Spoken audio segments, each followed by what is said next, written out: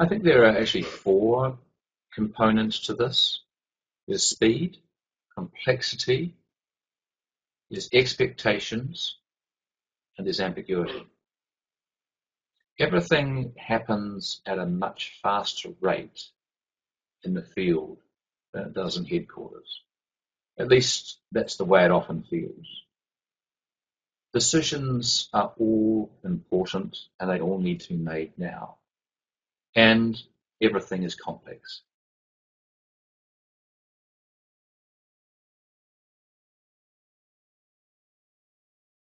I think the first skill, the most important skill that you need, is to be self-contained. That means to be able to look after yourself, not just your health, but how do you obtain the things that you need in that context to be able to survive well? Food, water, entertainment, living arrangements, all of those kind of things. You need to be self-contained, and how do you do that? So what I do for myself when I get there is I try to become best friends with a good local driver, because good local drivers know where to get stuff. They know how to get you to places, and they often know who are the best people to talk to.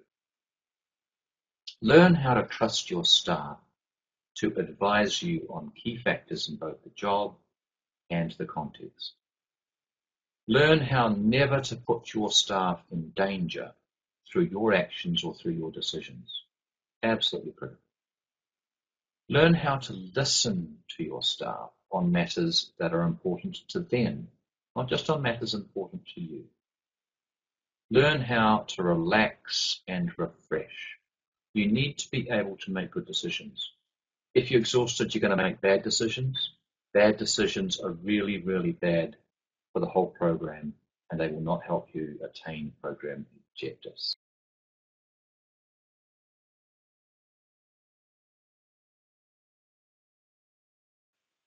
Well, looking back, I'm not sure it was ever the technical issues that caused the real problems. It was at the time, I thought, but it was actually the people issues that were the biggest things. Technical problems can be solved by technical people, and disaster contexts are full of really, really highly skilled technical people. We can get these things sorted out. But the people issues can make such a mess of a whole program activity. I think that a training process that was a mixture of learning on how to cope with ambiguity and learning on how to build effective relationships would have been of huge value to me.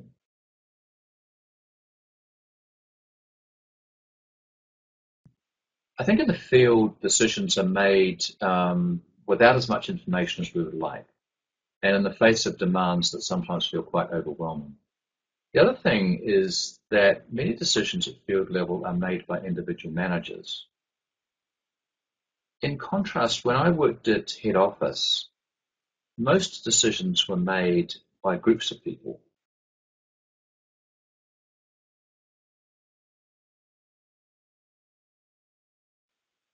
So staff care training is as important, if not, in my view, more important than security training or technical training. The only resource you have to get this job done is your people. If your people are not well and not healthy and not able to do this work, and if you are not able to lead them as an effective, healthy leader, the work will fail. So, how important? It's critical. You should take staff care training before you go.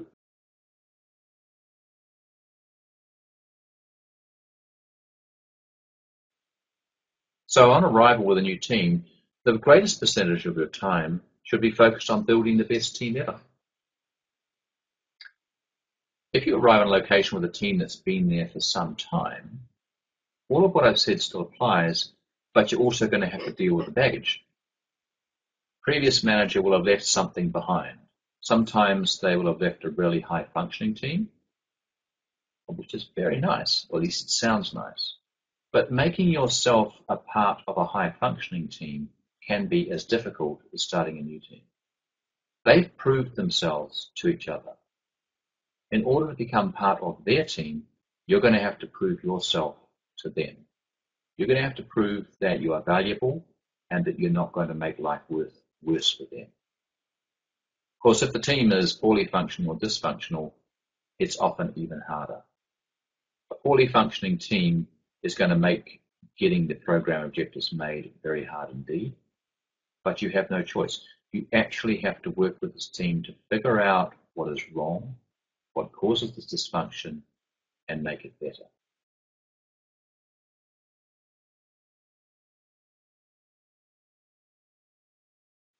Every agency talks about the transfer of responsibility from one manager to a new manager.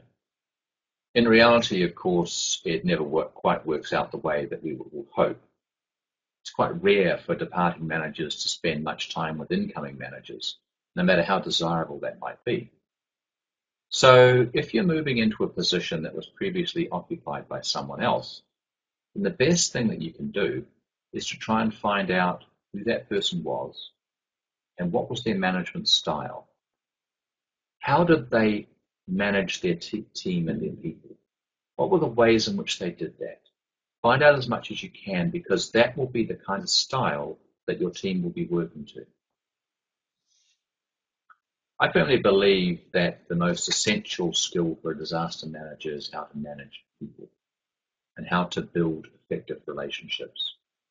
Such relationships have to be across cultures, across ages, across specialties, genders, across programs.